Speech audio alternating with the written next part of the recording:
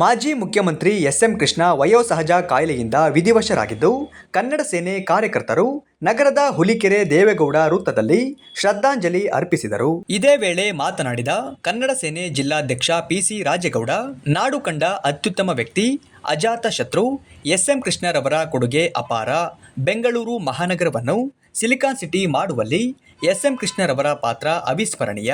ಅಲ್ಲದೆ ಅವರ ಅವಧಿಯಲ್ಲಿ ಕನ್ನಡದ ಕಂಠೀರವ ಡಾಕ್ಟರ್ ರಾಜ್ಕುಮಾರ್ ಅವರನ್ನು ಪರಿಚಿತ ವೀರಪ್ಪನ್ರವರಿಂದ ಅಪರಿಚಿತ ವೀರಪ್ಪನ್ ಅವರಿಂದ ಸುರಕ್ಷಿತವಾಗಿ ಕರೆದುಕೊಂಡು ಬಂದ ಕೀರ್ತಿ ಅವರಿಗೆ ಸಲ್ಲುತ್ತದೆ ಎಂದು ಹೇಳಿದರು. ಏನು ನಮ್ಮ ಕರ್ನಾಟಕದ ಕನ್ನಡಿಗರಿಗೆ ಒಂದು ದುಃಖ, ಯಾಕೆಂತಂದ್ರೆ ಒಬ್ಬ ಯುವ ನಾಯಕನಾಗಿ ಅದ್ಭುತವಾಗಿ ಬೆಳೆದು ನಮ್ಮ ದೇಶಕ್ಕೆ ಒಂದು ಹೆಸರು ತಂದಿರೋ ಅಂಥದ್ದು.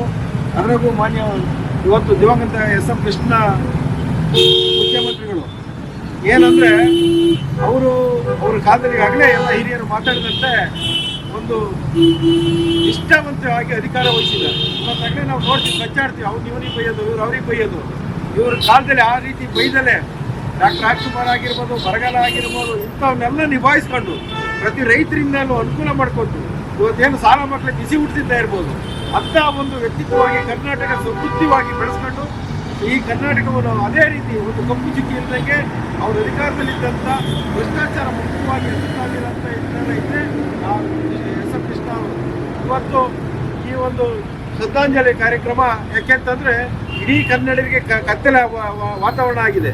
ಅದರಲ್ಲೂ ಈಗಾಗಲೇ ಇವ್ರು ಹೇಳ್ದಂಗೆ ಇವರು ಮಂಡ್ಯ ಜಿಲ್ಲೆ ಇದ್ದರೂ ಮಲೆನಾಡಿನ ಒಂದು ತವರು ಏನು ನೆಂಟಿಸ್ತಾನ ಸಂಬಂಧ ಇಟ್ಕೊಂಡು ಅದೇ ರೀತಿ ಸಿದ್ಧಾರ್ಥ ಅವರು ಅವ್ರ ಹೆಸರು ಸಮೇತ ಮಾಡಿದ್ರು, ಕಾರಣಾಂತರ ಅವರು ಹೊಂದಿರೋ.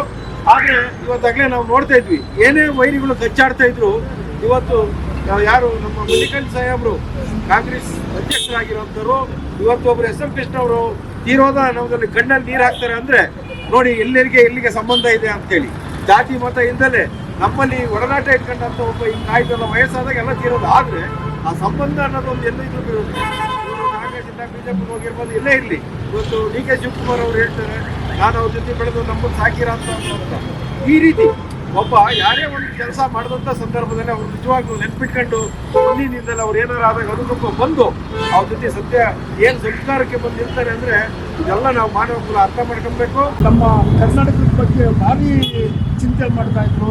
ITBT ಕಂಪ್ನಿ ಬಂದಿತ್ತು ಅಂದರೆ ಅವರಿಂದನೇ 500 ರೂಪಾಯಿ 1000 ರೂಪಾಯಿ ನೋಟ್ಗಳು ನಾವು ನೋಡಿದ್ದು ಅಂದರೆ ಚಲಾವಣೆ ಆಗಿತ್ತು. ಅವರು ಯಾವಾಗ ಸಿಲಿಕಾನ್ ಸಿಟಿಗೆ ನಮಗೆ ನಮ್ಮ ಕನ್ನಡಿಗರಿಗೆ ಉದ್ಯೋಗ ಬೇಕು, ಉದ್ಯೋಗ ಇದ್ದರೆ ಅಲ್ಲಿ ಇಲ್ಲಿ ತಮಿಳುನಾಡು, ಆಂಧ್ರ, ಚೆನ್ನೈ ಕಡೆ ಹೋಗ್ತಾ ಇದ್ದಾರೆ. ಕನ್ನಡಿಗರೆಲ್ಲ ಓದಿ ಎಲ್ಲರೂ ಬೆಂಗಳೂರಿನಲ್ಲೇ ಓದಿ ಎಲ್ಲರೂ ಕೆಲಸ ತಗೊಂಡು ಕೆಲಸ ಮಾಡಲಿ ಅಂತ ITBT ಕಂಪ್ನಿ ತಂದು ತುಂಬ ಅನುಕೂಲ ಮಾಡಿಕೊಟ್ಟಿದ್ದಾರೆ. ನಮ್ಮ ಚಿಕ್ಕಮಗಳೂರಿನ ಜನ ಅವ್ರ ಅಳಿಯನು ಚಿಕ್ಕಮಗಳೂರು ಎಷ್ಟು ಹೇಳಿದ್ರು ತೀರ್ದು ಅವ್ರ ಮನೆಯವರಿಗೆ, ನಮ್ಮ ಕನ್ನಡಿಗರಿಗೆ ಎಲ್ರಿಗೂ ದೇವರ ಶಕ್ತಿಯನ್ನು ಕೊಡಲಿ ಅಂತ ಹೇಳ್ತಾ ಮಾತಾಡೋ ಅವಕಾಶ ಮಾಡಿಕೊಟ್ಟಾಗ ನಿಮ್ಮೆಲ್ಲರಿಗೂ ಧನ್ಯವಾದ. ಕರ್ನಾಟಕ ದೇಶ ಇರ್ತಕ್ಕಂಥ ಯುವ ಸಮುದಾಯ, ಯುವ ರಾಜಕಾರಣಿಗಳಿಗೆ ಆದರ್ಶನ ಆಗ್ಬೇಕು.